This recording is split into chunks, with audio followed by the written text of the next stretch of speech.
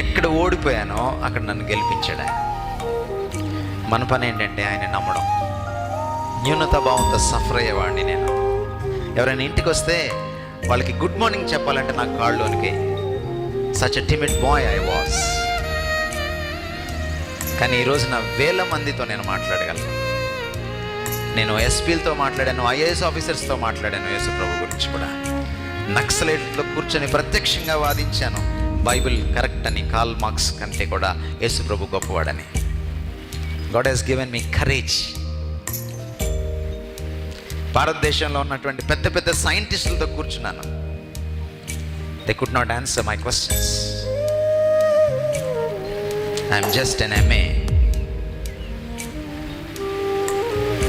బహుశా నాకు గుర్తుండి నేను పెద్దవాళ్ళతో కూర్చున్నప్పుడు కొన్నిసార్లు నాకు ఇంకా PG కూడా అవ్వలేదు. నేను ఎక్కడ ఓడిపోతానో అక్కడ నన్ను గెలిపించగలిగిన ప్రభువు నాకున్నాడు, మనకున్నాడు.